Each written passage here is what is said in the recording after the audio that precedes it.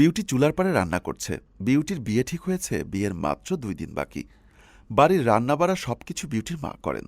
বিউটির মা একটু বাইরে গেছে, তাই বিউটি নিজেই রান্না করতে বসেছে। বিউটি রান্না করতে গিয়ে হঠাৎ করে কড়াই থেকে তেল পড়ে গিয়ে বিউটির মুখে পড়ে। বিউটি চিৎকার করে ওঠে। গরম তেলে বিউটির মুখ জ্বলে গেছে।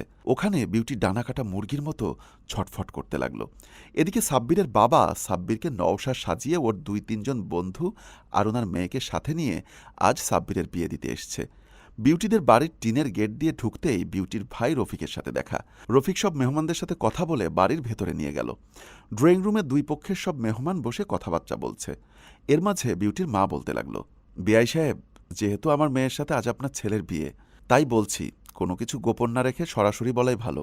আমার মেয়ে বিউটি 2 দিন আগে রান্না করতে গিয়ে কড়াই থেকে তেল পড়ে গিয়ে পুরো মুখ চলে গেছে। ডাক্তার দেখিয়েছি, ডাক্তার বলেছেন মুখের পুরা ঘা সেরে উঠলে অপারেশন করালে ভালো হয়ে যাবে। মায়ের কথা শুনে সাব্বিরের বাবা বলতে লাগলো, কি বললেন?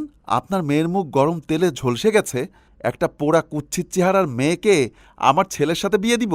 একটা পোড়া মেয়ে যাকে দেখতে লাগবে ভূতের মতো, সেই মেয়ে আমার বাড়ির বউ হতে পারে না। আপনারা এটা আগেই বলতে পারতেন। আমাদেরকে বাড়িতে ডেকে এনে এভাবে অপমান করলেন কেন? জানেন আমরা আপনাদের নামে মানহানির মামলা করতে পারি। সাব্বিরের বাবা এই কথা বলে সাব্বিরের হাত ধরে বলল,